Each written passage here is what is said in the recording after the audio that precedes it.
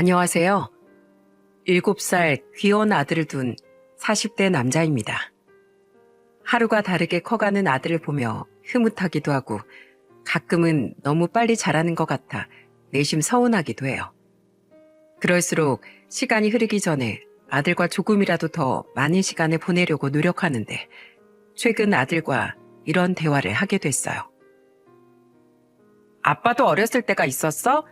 나처럼 조그맣고? 당연하지. 아빠도 우리 선우만큼 꿈도 많고 궁금한 것도 많은 어린 시절이 있었단다. 그날 집에 들어오니 오랜만에 아들을 낳기 전과 후 제가 살아왔던 시간이 머릿속에 주마등처럼 떠오르더라고요.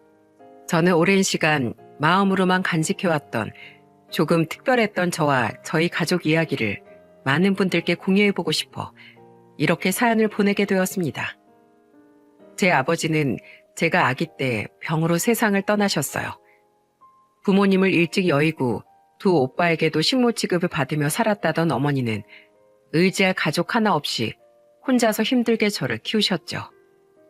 그리고 파출부 일을 하던 어머니는 악착같이 돈을 모아 제법 번듯한 식당을 차리셨습니다. 제 나이 11살 때 어머니의 식당에서 일하게 된 이모님은 저에게 무척 잘해주셨어요. 어머니보다 3살 어리다던 이모님은 어머니의 식당에 딸린 새방에서 사셨는데 종종 제게 이런 말씀을 하시더군요. 이모는 준성이 널 보면 마치 내 자식 같아서 참 예뻐. 지금 같이 살진 않지만 이모한테도 너만한 딸이 있거든. 어머니의 식당에서 일한 지 2년이 지났던 어느 날 이모는 제게 항상 말하던 딸을 식당으로 데리고 오셨습니다. 이모는 마치 죄진 사람처럼 주방 구석에서 저희 어머니께 이렇게 말씀하셨어요. 어릴 적 만나던 남자랑 덜컥 임신을 해서 결혼도 안 한 채로 딸을 낳았어요. 애아빤 그런 저를 버려두고 도망을 가버렸죠. 저희 부모님은 몸을 함부로 굴리고 다니는 딸은 필요 없다면서 절 집에서 쫓아내셨어요. 어떻게든 애를 데리고 살려고 했는데 미혼모로 혼자 애를 키우며 산다는 게 너무 힘들고 어렵더라고요. 애 낳고 제대로 몸조리도 못해서 큰 병까지 앓고 있었고요. 그래서 2살 된 애를 고아원에 맡겼어요. 이러다간 다 같이 굶어 죽을 것 같아서 고아원에서라도 밥 얻어먹고 살라고요. 그렇게 병 때문에 한참을 고생하다가 겨우 몸 추스르고 구한 일이 이 식당이에요. 이제 몸도 낫고 2사람 먹고 살 정도 모아놨으니 이제라도 애를 품 안에 품고 살고 싶어요. 제발 변변한 집 구할 돈 모을 때까지만이라도 딸애랑 여기서 같이 살게 해주시면 안 될까요, 사장님? 더 이상 그 어린애를 고아원에 홀로 둘 수가 없어요. 제발 부탁드립니다. 그런 사정이 있었으면 더 일찍 나한테 부탁을 하지 그랬어. 그럼 진즉에 내가 도와줘서라도 애를 데려오게 했을 거 아니야. 아무 걱정 말고 딸 데리고 와. 학교도 얼른 우리 준성이 다니는 학교로 전학시키고 내가 힘 닿는 데까지 도울 테니까. 어? 어머니의 말에 이모는 오래도록 눈물을 흘리셨습니다. 그렇게 이모의 딸은 이모와 함께 어머니의 식당 새방에서 지내게 되었죠. 안녕 효정아, 난 박준성이야. 앞으로 오빠라고 불러. 아, 안녕? 고아원 생활이 힘들었던 탓인지 저보다 2살 어렸던 이모의 딸은 굉장히 내성적이었습니다. 게다가 또래보다 작고 마르기도 했었죠. 준성아, 이모가 부탁 하나만 해도 될까? 우리 효정이 학교에서 친구들이랑 잘 지내는지 좀 지켜봐 줄래? 효정이가 워낙 숫기가 없어 보여서 말이야. 이모의 부탁에 저는 학교에서 이모의 딸을 유심히 지켜봤는데 항상 혼자 다니는 것이 이모의 걱정처럼 친구들 사이에서 겉도는 것 같더군요. 그러다 어느 날은 학교 뒤편에서 남자애들에게 괴롭힘 당하는 이모의 딸을 목격하고 말았죠. 야, 너 고아원 출신이라며? 너희 엄마 그러면 계모야? 뭐라고 말 좀 해봐. 벙어리야? 고아원에선 말하는 법도 안 가르쳐 줬냐? 나 갈래. 이러지 마. 이모의 딸은 겁먹은 표정으로 제발 보내달라며 그 애들에게 애원하고 있더군요. 저는 그 모습을 보자마자 신발 주머니를 휘두르며 달려갔습니다. 야, 너희들 4학년이지? 어디 겁도 없이 내 동생을 괴롭혀? 다들 저리 안 가? 나한테 혼나볼래? 다행히 그 애들은 등치 크고 나이 많았던 제게 겁을 먹고 도망을 갔습니다. 저는 그 뒤에 대고 또 한 번만 더 내 동생 건드려봐. 너희들 다 죽을 줄 알아. 하고 큰 소리로 으름장을 놨죠. 그 애들이 사라지자 그제야 이모의 딸은 저를 보고 큰 소리로 울음을 터뜨렸어요.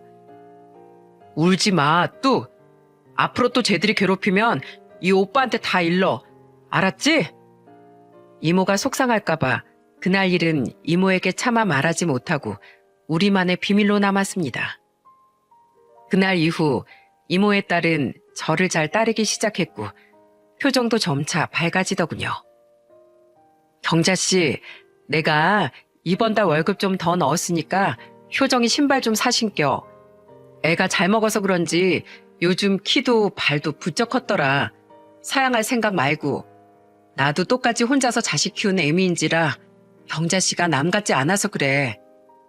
어머니 또한 이모와 이모의 딸을 굉장히 잘 챙겨주셨습니다. 이모는 어머니에게 고맙다며 식당 일을 마치 자기 가게 일인 것처럼 최선을 다해주셨죠. 이모는 억척까지 돈을 모아 제가 중학교 2학년 때 근처에 집을 구해서 이사를 하셨습니다. 이후에도 이모는 오랫동안 어머니의 식당에서 일을 하셨고 저 또한 이모의 딸과 굉장히 각별한 사이를 유지했어요. 그리고 제 나이 26, 이모의 딸의 나이 24살에 우리는 아주 자연스럽게 부부의 인연을 맺게 되었죠. 그렇게 이모는 제게 이모가 아닌 장모님이 되었습니다. 당시 저는 자동차를 만드는 대기업에서 생산직으로 근무하고 있었고 아내는 장모님과 함께 분식집을 운영했어요. 아내가 성인이 된 후 장모님은 어머니의 가게에서 독립해 분식집을 차리셨거든요. 당시 매출이 줄어 어머니의 가게에 더 이상 직원이 필요하지 않게 되었기 때문에 말이죠. 사위도 사위지만 내가 결혼하면서 가장 좋았던 건 언니랑 가족이 됐다는 거야. 자식 빼면 형제도 부모도 없는 천의 고아들끼리 가족이 되어 이렇게 의지하고 살 수 있으니 얼마나 좋소. 원래 친하던 어머니와 장모님은 우리의 결혼 이후 더더욱 가까워지셨습니다. 덕분에 우린 양가 가족 모임도 항상 함께였어요. 찾아갈 조부모님도 친척도 없던 터라 우리 넷은 항상 명절 또한 함께 보냈죠. 두 분은 우리에게 이렇게 말씀하시더군요. 이제 우린 너희들이 떡두꺼비 같은 손주만 낳아주면 더 여한이 없겠다. 하지만 왜인지 우리에겐 통 아이 소식이 없었습니다. 결혼한 지 1년이 지났을 때 검사를 받아보니 산부인과에선 아내의 자궁이 많이 약하다고 말해주더군요. 불임은 아니지만 임신이 힘들 수도 있겠다는 의사의 말에 아내만큼 가슴 아파했던 사람은 장모님이었어요. 이게 다 내가 널 고아원에 맡겼던 탓인 것 같다. 한창 잘 먹고 잘 자라야 할 나이에 그렇게 힘들게 자랐으니 애가 이렇게 몸이 약해진 거야. 정말 미안하다, 효정아. 장모님은 어린 아내를 고아원에 맡겼던 일에 대해 아직까지 큰 죄책감을 가지고 계신 것 같더라고요. 그 모습을 본 어머니는 조용히 저를 불러 이렇게 말씀하셨죠. 네 장모도 장모지만 지금 제일 힘든 사람이 새아가일 거다. 자식 이야기만큼 여자 가슴에 상처가 되는 말도 없어. 새아가랑 아기 때문에 너무 조바심 내지 말고 그저 생기면 생기는 대로 없으면 또 없는 대로 너희끼리만 행복하게 살려무나. 하지만 임신을 강력하게 원했던 아내는 3년에 걸쳐 난임 치료를 받았습니다. 그리고 그 기간 동안 무려 2번이나 유산을 하고 몸도 많이 상하고 말았죠. 그렇게 우린 2번째 유산을 마지막으로 아이를 포기하게 되었습니다. 저도 힘들지 않은 건 아니었지만 크게 낙심한 아내를 북돋아주기 위해 최선을 다해 노력했어요. 두 어머니 또한 아내를 위로해주려 많이 애써주셨고 덕분에 아내는 시간이 흐르며 점차 기운을 되찾을 수 있었죠. 그렇게 결혼한 지 10년이 지난 어느 날 우리 가족에게 불행이 다가오고 말았습니다. 아이고, 박서방, 얼른 병원으로 좀 오게. 제 어머니께서 가게 마감을 하다 뇌경색으로 그만 쓰러지신 거예요. 먼저 가게를 닫고 어머니의 가게로 놀러 가셨던 장모님께서 그런 어머니를 뒤늦게 발견하셨던 거죠. 급하게 수술실로 옮겨진 어머니는 다행히 목숨은 구하셨지만 한쪽 팔과 다리에 마비가 오고 말았습니다. 어머니는 처음 몇 달간은 수술을 받은 대학병원에, 이후론 요양병원에서 오랜 입원 생활을 하셨어야 했는데 상주 간병인을 자처했던 건 다름 아닌 장모님이었습니다. 저와 아내가 말렸지만 장모님은 뜻을 굽히지 않으셨죠. 엄마, 그러지 말고 엄마가 분식집에 있어. 내가 병원에 붙어서 어머님 돌볼게. 장모님, 간병인 쓰고 제가 쉬는 날마다 올게요. 몸 불편한 사람 간병하는 일이 얼마나 힘든 건데요. 됐어. 언니 나한테 은인이나 마찬가지야.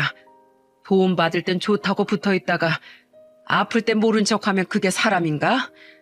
생판 모르는 사람 손에 맡겨봐야 언니만 더 불편해. 젊은 너희들은 너희들 인생 살아. 난 이게 내 인생을 사는 거야. 아내와 저 중 벌이가 훨씬 좋았던 전 어머니의 병원비를 대기 위해 직장을 그만둘 수 없었습니다. 결국 전 죄송한 마음으로 장모님께 어머니를 부탁드렸고 쉬는 날마다 아내와 번갈아가며 장모님과 교대를 했습니다. 미안하다, 경자야. 평생 고생만 하고 산 널 늙음하게까지 고생시키려고 옆에 둔 게 아닌데. 아픈 언니를 동생이 돌보지 그럼 누가 돌봐? 잔말 말고 재활이나 열심히 해. 그게 날 위해 주는 일이야. 어머니는 장모님과 우리에게 조금이라도 짐이 덜 되고 싶다며 이를 악물고 재활치료에 전념하셨습니다. 그 덕에 어머니는 힘들게나마 스스로 밥도 먹고 거동도 하실 수 있을 만큼 몸이 많이 호전되셨죠. 그렇게 시간이 흐르던 어느 날 아내는 제게 폭탄 선언을 하더군요.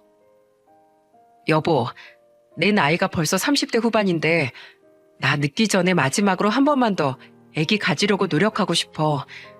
마지막까지 노력해보지 않으면 나 평생 후회할 것 같아. 단념한 줄 알았던 아내는 끝까지 아이에 대한 미련을 놓지 못했더라고요. 그동안 혼자서 지나가는 아이들을 보며 슬퍼했을 아내를 생각하니 마음이 아팠습니다. 아내는 유명한 산부인과를 찾아다니며 시험관 시술에 도전했어요. 야, 여보, 성공이야. 아내의 정성에 하늘도 감동했는지 기적처럼 우린 또다시 임신에 성공할 수 있었습니다. 아내의 나이 38에 말이죠. 기쁜 와중에도 이미 2번의 유산 경험이 있었기에 아내는 신중에 신중을 기했어요. 장모님과 어머니 또한 굉장히 기뻐하며 아내에게 분식집을 쉬라고 먼저 퇴근하시더군요. 이제 나 혼자서 밥 먹고 대충 씻는 것 정도는 할 수 있으니까 세아가 네 엄마가 하루 종일 내 옆에 붙어있을 필요 없다. 경자 네가 세아가 대신 분식점 장사하러 가. 어렵게 성공한 임신인데 조심해야지. 그렇게 아내는 임신 기간 동안 집에서 안정을 취할 수 있었습니다. 어머니 병원엔 저와 장모님이 돌아가며 들르곤 했고요. 우리 아가 얼른 만나보고 싶다, 찰떡아. 조금만 기다려. 얼른 이 엄마랑 아빠랑 만나자. 알았지? 정말 행복한 나날이었습니다. 아내와 전 곧 만나게 될 아이에 대한 기대감에 하루하루 부풀어가고 있었죠. 하지만 거대한 행복엔 그만한 대가가 따르더군요. 여보, 제발 나만 두고 떠나지 마. 아내는 건강한 아들을 낳았습니다. 하지만 아내의 약한 몸은 힘든 출산을 끝내 견뎌내지 못했어요. 아들을 낳고 중태에 빠진 아내는 결국 채 3일을 버티지 못하고 세상을 떠났죠. 그토록 낳고 싶어 했던 아들과 자신의 목숨을 맞바꾼 채 말입니다. 그렇게 저는 결혼 15년 만에 아들을 얻고 사랑하는 아내를 잃고 말았어요. 여보. 아내의 죽음 이후 슬픔에 빠져 밥조차 제대로 먹지 않던 절 챙겨준 사람은 바로 장모님이었습니다. 아내의 장례 이후 장모님은 분식집을 정리하셨어요. 그리고는 어머니에게 간병인을 붙인 후 저희 집으로 들어와 손주를 돌봐주기 시작하셨죠. 오늘도 밥 안 먹고 출근하면 나 2번 다신 자네 얼굴 안 볼 걸세. 자넨 이제 선우에게 하나 남은 부모야. 부모는 자식을 위해서 강해져야 하는 거네. 자네가 그러고 있으면 앞으로 선우 누굴 믿고 살아야 하나? 얼른 팍팍 퍼먹어. 자식을 잃었음에도 굳건하게 버티던 장모님이 너무 존경스러웠어요. 그런 장모님과 어린 아들을 보며 전 억지로라도 힘을 내서 살아갔습니다. 하지만 장모님은 저와 손주를 위해 애써 강한 척을 하셨던 거더군요. 아들이 생후 6개월이 지난 어느 날 장모님은 제게 짧은 편지를 남기곤 흔적도 없이 우리 곁을 떠나셨어요. 편지 옆엔 거액의 돈이 남겨져 있었죠. 어린 손주를 혼자 된 자네에게 남기고 떠나게 되어 정말 미안하네. 누구보다 지금 내 도움이 필요한 사람이 자네라는 걸 알지만 선을 볼 때마다 먼저 하늘로 간 우리 효정이 생각에 내 가슴이 찢어져서 견딜 수가 없었어. 이건 내 가게를 처분한 돈 전부라네. 부디 이 돈으로 자네 모친도 선우도 잘 돌봐주게. 어디선가 잘 살 테니 내 걱정은 하지 말게. 날 위해서 날 찾지 말아줘. 장모님은 사시던 집까지 처분하고 사라지셨어요. 저는 혹시 장모님이 극단적 선택을 하셨을까봐 미친 듯이 걱정이 됐습니다. 저는 즉시 경찰에 실종신고를 했지만 장모님이 스스로 떠난 정황이 명확해 실종신고 처리가 안 된다고 하더군요. 하는 수 없이 사람을 써서 수소문을 하던 저는 어느 날 밤 멍하니 거실 창밖을 바라보다 문득 몇 달 전 우연히 봤던 장모님의 모습이 떠올랐어요. 침대에 누워있는 저희 아들을 내려다보며 소리도 내지 못하고 가슴을 치며 흐느끼던 장모님의 처절한 얼굴이 말이죠. 그 모습을 떠올리자 제가 장모님을 찾는 일이 진정 장모님을 위한 일이 아닌 제 이기심만을 위한 일일지도 모른다는 생각이 들었습니다.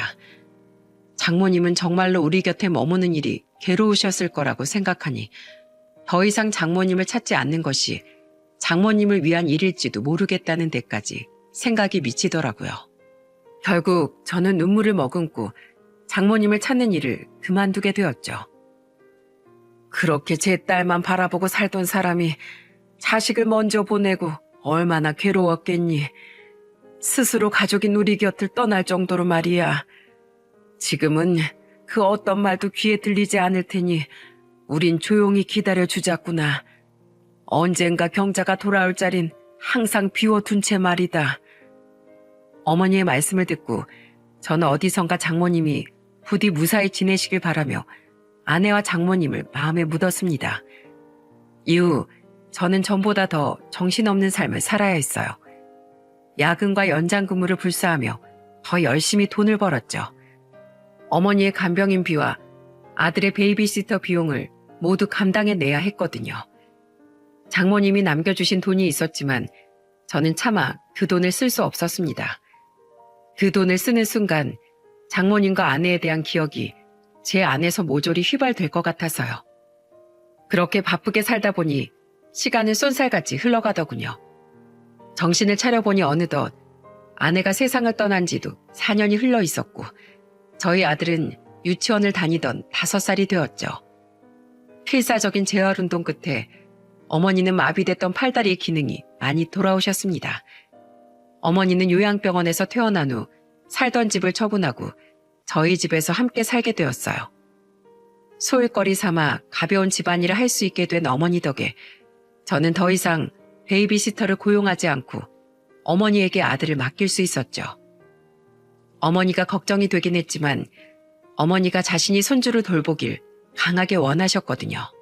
그런데 오전조 근무를 마치고 집으로 돌아가려던 어느 날 제 휴대폰에 진동이 울리더라고요. 그리고 휴대폰 화면을 확인한 저는 예상치 못한 이름을 보고 까무러칠 듯이 놀라고 말았습니다. 박서방, 날쎄, 잘 지냈나? 그 사람은 바로 3년 반 전 자취를 감춘 장모님이었어요. 너무 놀라 말까지 더듬던 제게 장모님은 잠시 만나 이야기를 하고 싶다고 말씀하시더군요.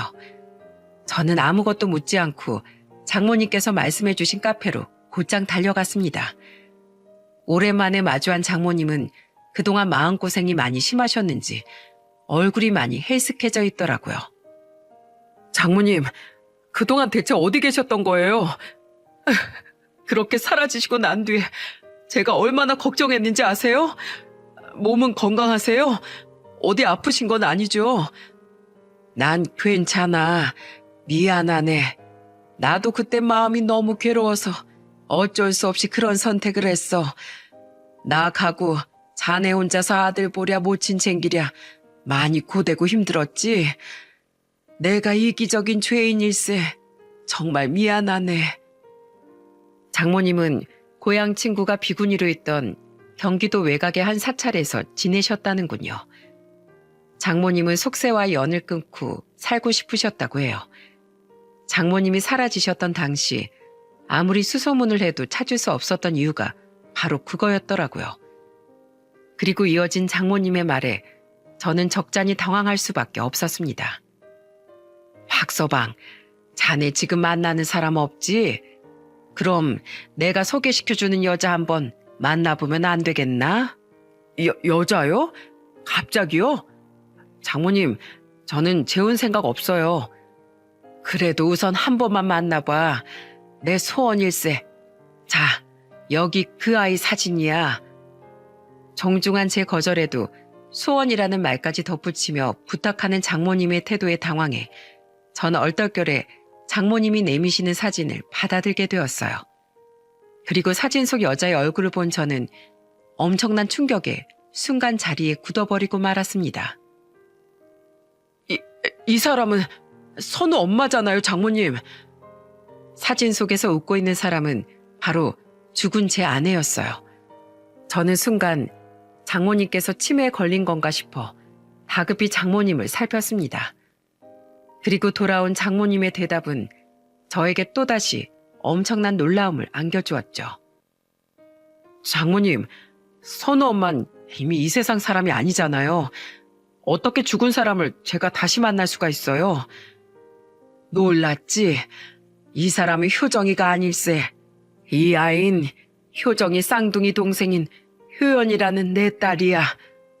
선우 엄마한테 쌍둥이 동생이 있었다고요?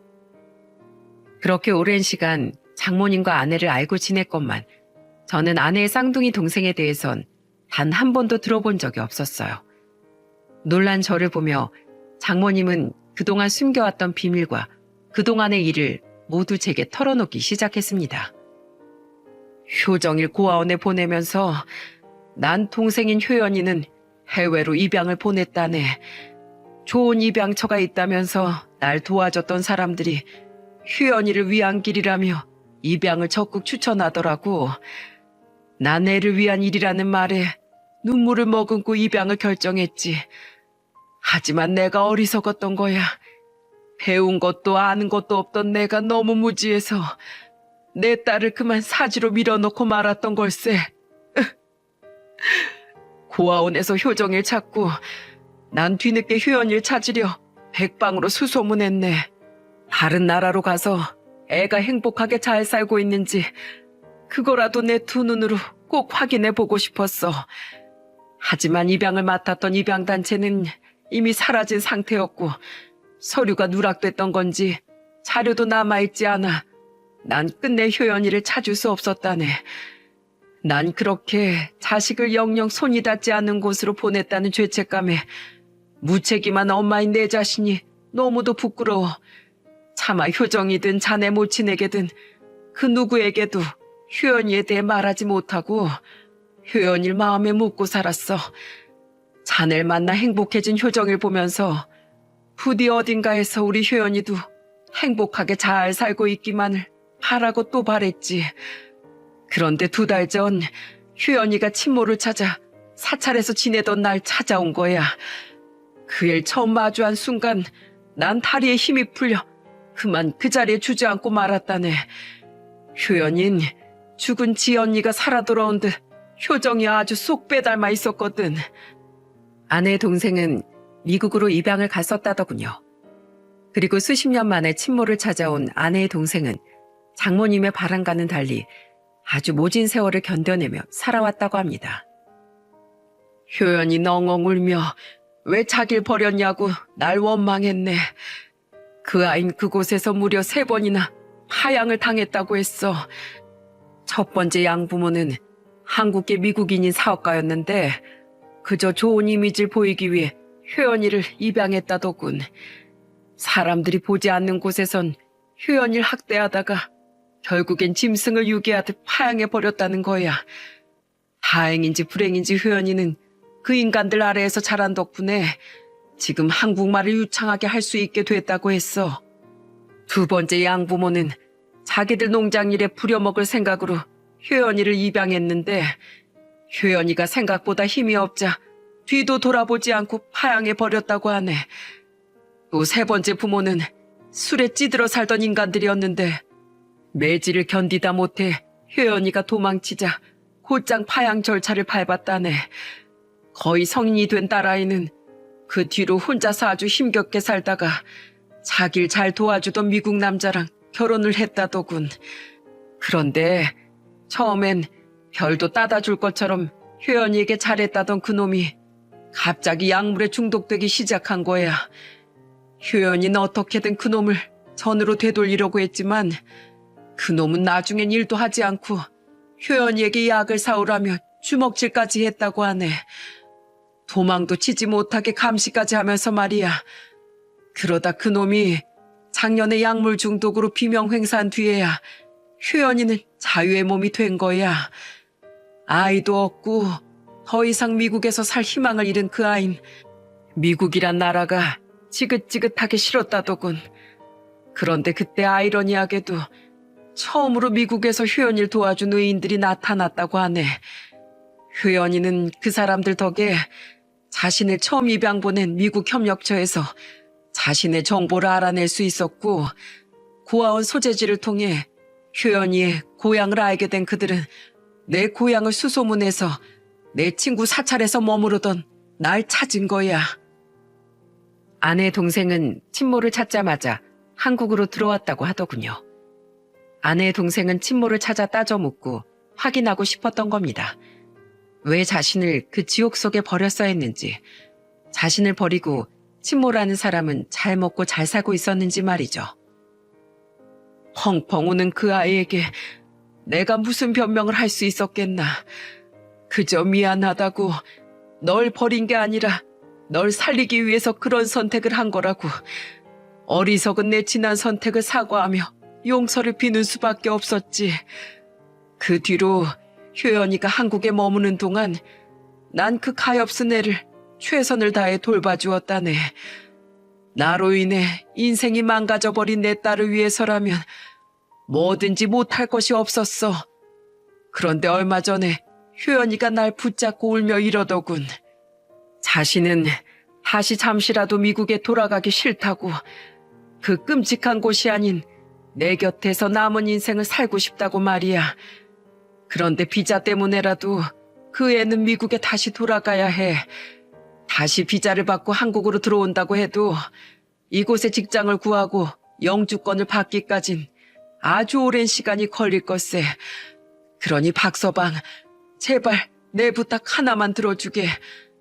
내 딸을 자네 처로 받아달라는 염치 없는 말은 않겠네.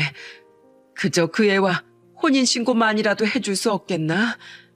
평생이 아니라 단 몇 년만이라도 제발 부탁하네. 내가 자네에게 무리한 부탁을 하고 있다는 거 알아. 그래도 죽은 내 딸을 생각해서라도 제발 불쌍한 우리 효연이를 좀 도와주게나. 자네가 무릎을 꿇으라면 내가 100번도 넘게 꿇겠네. 장모님은 끝내 제 손을 잡고 엉엉 울기 시작하셨습니다. 저는 만나보지도 못한 아내 동생과 장모님의 인생이 너무 안타까웠어요. 어차피 다른 여자를 만날 생각도 없었던지라 저는 장모님의 손을 꼭 붙들며 대답했죠. 장모님이 저랑 저희 어머니한테 어떻게 해주셨는데 제가 장모님의 부탁을 못 들어드리겠어요. 우선 제가 따님부터 직접 만나볼게요. 그렇게 저는 장모님에게 연락처를 받아 장모님이 구해준 원룸에서 임시로 거처하고 있던 아내의 동생을 만나보게 되었습니다. 제 두 눈으로 아내의 동생이 어떤 사람인지 확인해보고 싶었거든요. 장모님께 이야기를 듣긴 했지만 세상이 워낙 흉흉한 터라 아주 만약에 친딸이란 점을 이용해 장모님께 나쁜 의도를 품고 아내의 동생이 접근했을지도 모른다고 의심했으니까요. 하지만 아내의 동생을 만난 후 제 의심은 털끝 하나 남기지 않고 사라져버렸습니다. 안녕하세요. 전 한국 이름으로 김효연입니다. 기어 들어가는 목소리로 제게 인사한 아내의 동생은 사진처럼 굉장히 아내를 빼 닮았더군요. 게다가 고된 세월을 나타내듯 작고 마른 몸은 아주 오래전 처음 만났던 아내의 모습을 떠올리게 만들었죠. 엄마가 무리한 부탁을 하셨다고 들었어요. 준성 씨를 곤란하게 만들었다면 정말로 죄송합니다. 전 그냥 이제라도 엄마의 옆에 있고 싶은 마음에 엄마 앞에서 눈물을 내비쳤던 거예요. 다른 사람에게 피해를 끼치려던 건 아니었어요. 아내의 동생은 조용하고 착한 사람이었습니다. 직접 만나서 겪어보니 생긴 건 똑같지만 아내의 동생은 아내와 말투도 목소리도 조금씩 다르더군요. 그렇게 분명 아내와 다른 사람인 걸 느끼면서도 사진으로만 그리워하던 아내가 살아 움직이는 것 같아 불쑥 울음이 터져 나오더라고요. 아니에요. 오히려 절 만나주셔서 제가 감사합니다. 저는 당황한 아내의 동생이 건네는 손수건을 받아들고도 차마 눈물을 닦지 못한 채 그 자리에서 한참을 울었죠. 겨우 눈물을 멈춘 전 아내의 동생에게 이렇게 말했습니다. 도와드릴게요. 아내 동생이면 저에게도 가족이나 마찬가지니까요. 하지만 이 모든 일을 마지막으로 허락받아야 할 사람이 한 명 있었어요. 그 사람은 바로 제 어머니였죠. 저는 어머니께 이 모든 일을 전부 털어놓았습니다. 어머니는 한탄을 금치 못하셨어요. 세상은 왜 불쌍한 사람들에게 더 잔인하게 구는 건지 모르겠구나. 힘들었을 두 사람을 생각하니 내 가슴이 다 찢어지는 것 같다. 며칠 뒤 장모님과 아내의 동생은 저희 집으로 어머니를 만나러 찾아왔습니다. 죄진 사람처럼 고개를 푹 숙이고 집으로 들어오는 두 사람을 향해 어머니는 절뚝거리는 걸음으로 다급히 다가가셨죠. 그리곤 아무런 망설임 없이 장모님을 와락 끌어안으셨어요. 에휴, 이 매정한 거사. 언니, 내가 미안해. 그렇게 무책임하게 사라져놓고 이제 와서 언니 아들에게 이런 무리한 부탁을 해서 내가 참 염치 없는 사람이야.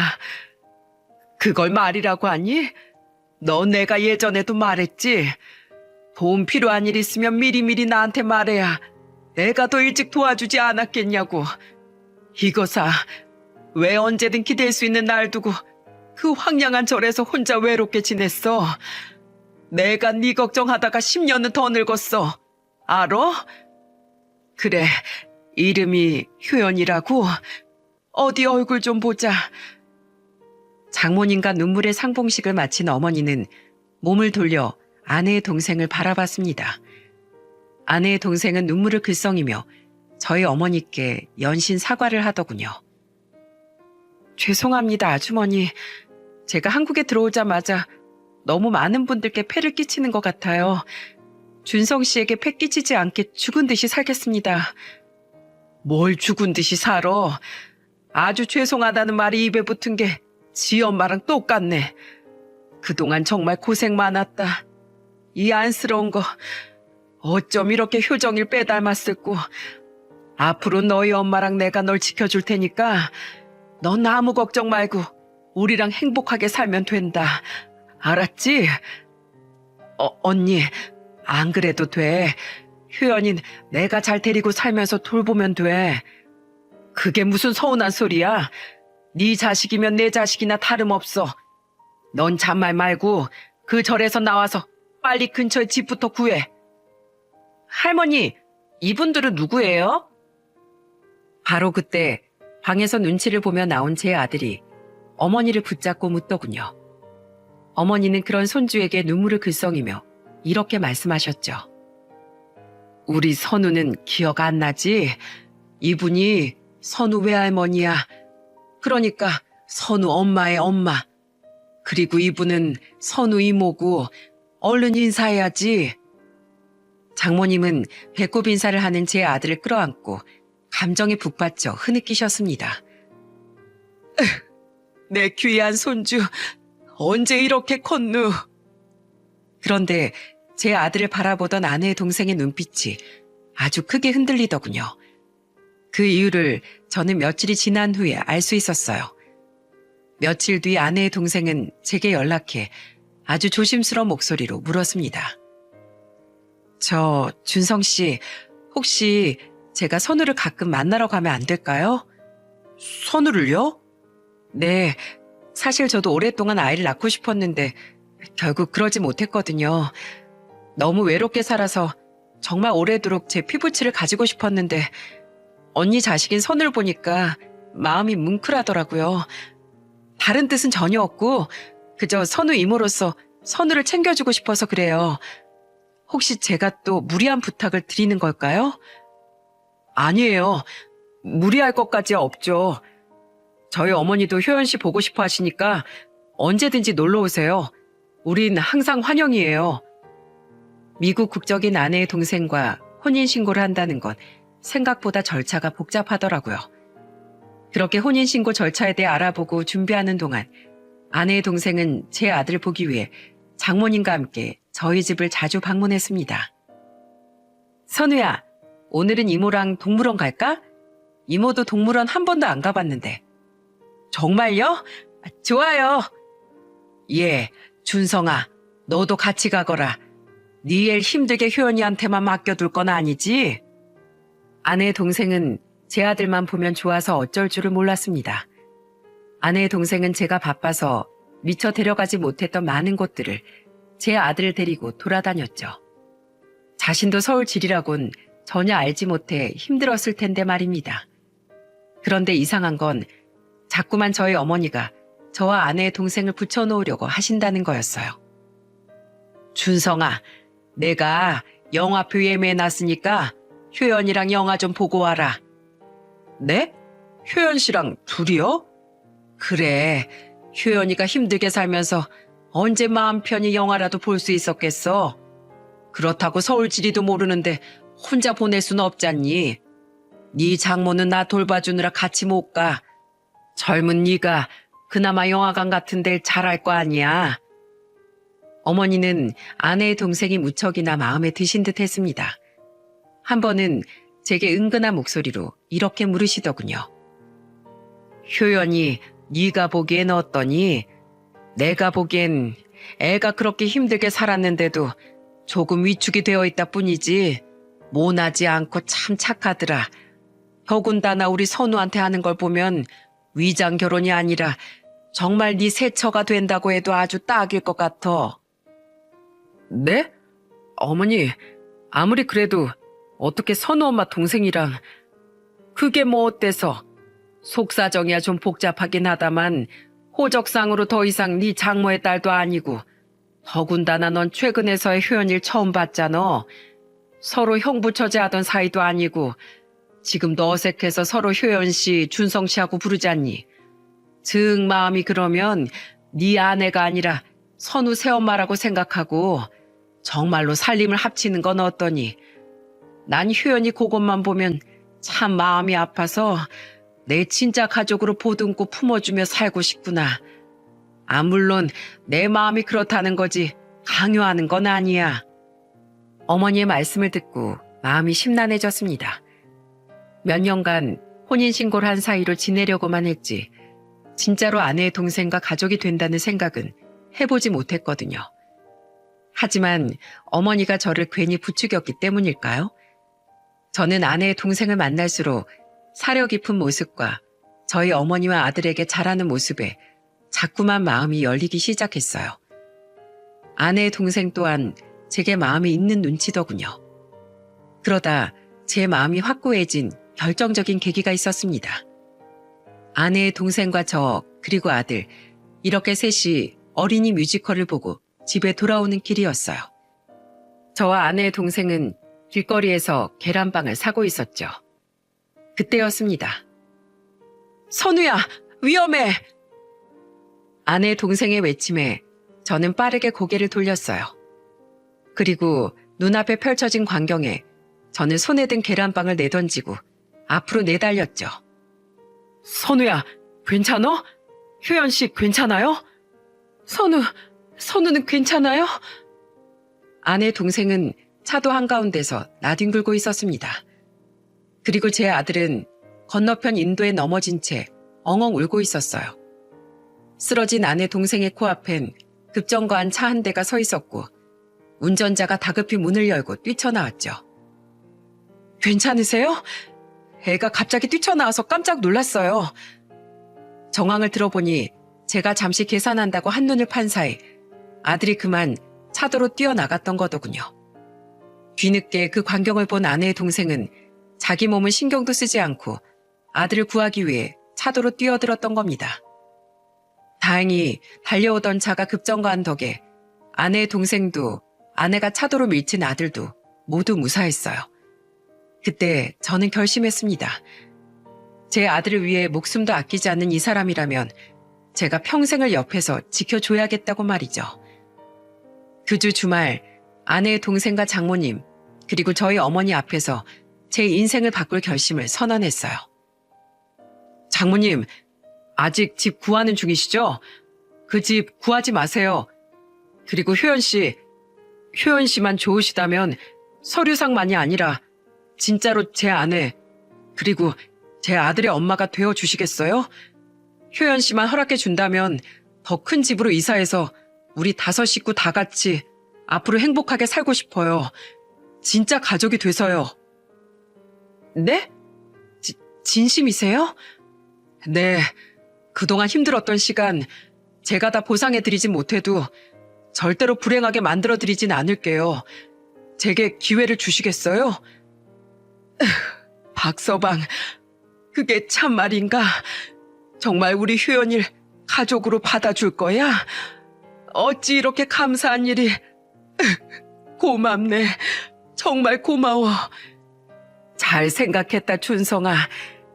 효연아, 내 새며느리가 되어주겠니?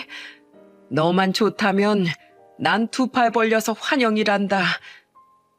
어머니는 정말로 기쁘셨는지 아내 동생의 손을 잡고 마구 흔드셨습니다.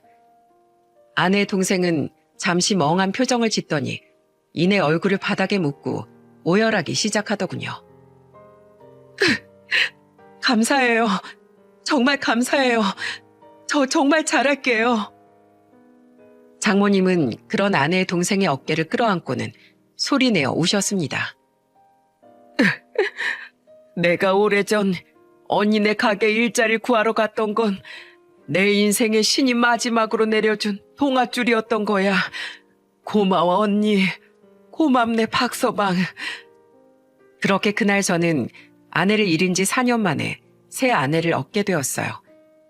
갈래갈래 갈라졌던 우리 가족이 다시금 새로운 5 식구가 되던 잊지 못할 순간이었죠. 이후 저는 휴직계를 내고 아내의 동생, 아니 새 아내와 함께 몇 달간 미국 생활을 해야 했습니다. 아무리 방법을 알아봐도 결국 결혼 비자를 받기 위해선 다시 미국에 가야 하더라고요. 미국만 떠올려도 고통스러워하던 새 아내를 저는 도저히 혼자 미국에 보낼 수 없었기에 큰 결단을 내렸던 거죠. 그렇게 저는 새 아내를 따라 생전 처음 미국에 갔고 미국에 도착하자마자 미리 준비해간 화려한 하와이안 셔츠를 꺼내 입고 새 아내에게 이렇게 말했습니다. 짜잔! 옷이 그게 뭐예요? 여긴 관광지도 아닌데요. 어때? 여기서 내가 제일 튀지? 네, 정말 튀네요. 같이 다니기 창피할 정도로요. 난 오늘 하루 종일 이 옷을 입고 당당하게 돌아다닐 거야. 당신이 창피하다는 생각 외엔 아무런 생각도 못할 정도로 만들어줄 거라고. 그러니까 여보, 앞으로 미국을 생각하면 끔찍했던 과거가 아니라 오늘을 떠올려줘. 떠올리기만 해도 우습고 창피한 내 모습을 생각하면 이곳에 대한 당신의 아픈 기억도 조금 흐릿해지지 않을까? 아내는 제 말에 눈시울을 붉혔습니다. 그리곤 눈물을 손등으로 닦아내며 이렇게 대답했죠. 고마워요. 꼭 그럴게요. 제가 나쁜 기억들이 강렬해서 그렇지 사실 이곳에도 좋은 사람들이 많았어요. 제게 잘해주셨던 초등학교 선생님들, 친구들, 그리고 엄마를 찾아주기 위해 돈 한 푼 받지 않고 발로 뛰어주신 많은 분들까지 말이에요. 좋은 기억도 나쁜 기억도 모두 지금의 가족을 만나기 위한 고난의 여정이었다고 생각할게요. 그렇게 저와 새 아내는 몇 달 뒤 한국으로 들어왔고 5 식구가 살기에 적당한 넓은 집으로 이사도 하게 되었습니다.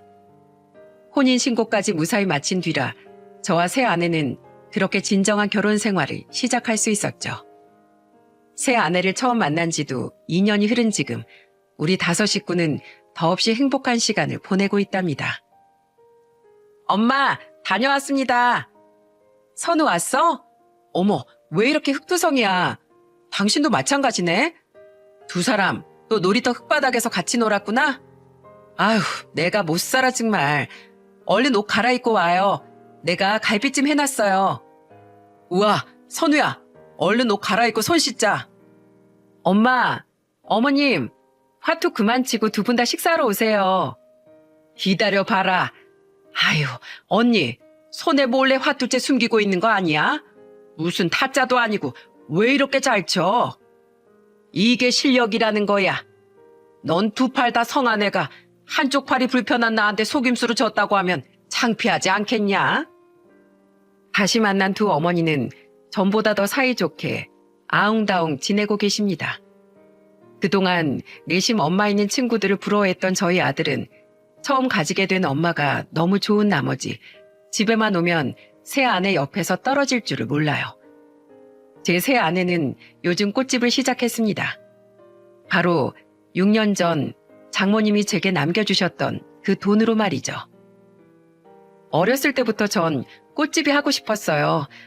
꽃을 들고 있는 사람들은 항상 행복해 보였거든요. 제가 받지 못했던 행복을 남들에게 나눠주는 사람이 되고 싶었죠. 이런 새 아내에게 꽃집을 차려주는 것이 차마 쓰지 못하고 아껴뒀던 장모님의 돈에 마땅한 쓰임새라고 생각했고 지금도 그 생각엔 변함이 없습니다. 얼마 전 저와 단둘이 술을 한잔 했던 아내는 눈가를 붉히며 제게 이렇게 말했습니다. 저를 조건 없이 사랑해주는 엄마와 어머님, 그리고 자상한 남편과 사랑스러운 아들까지 전 태어나서 이렇게 행복해 본 적이 처음이에요. 이게 다 그때 날 받아준 당신 덕분이에요. 정말 고마워요, 여보. 아니야, 열심히 행복해줘서 내가 더 고마워. 저는 앞으로도 상처로 얼룩졌던 아내의 과거를 보듬으며 2 어머니와 아들과 함께 힘들게 얻은 행복을 지키며 살아가려고 합니다. 여러분, 이번 일을 겪으며 저는 고아와 입양 문제에 관한 심각한 이면에 대해 관심을 갖게 되었어요. 그래서 저는 이 일을 계기로 사회적 문제에 관심을 갖고 고아와 입양 단체에 꾸준한 기부와 관심을 아끼지 않으려 합니다. 그러니 부디 많은 분들이 제 사연을 듣고 저처럼 소외된 고아와 입양 문제에 많은 관심을 가져주셨으면 좋겠어요. 사람들의 관심이 커질수록 그 관심은 감시자의 눈이 되어 불합리하고 부정적인 일이 발생하는 걸 막아줄 테니까요. 그래서 제 사연이 더는 제 새 아내처럼 입양으로 고통받는 아이들을 만들어내지 않는데 일조할 수 있었으면 좋겠습니다. 앞으로 행복만 가득한 제 새 아내의 미래에 대해 많은 응원 부탁드리며 이만 사연을 마치겠습니다. 감사합니다.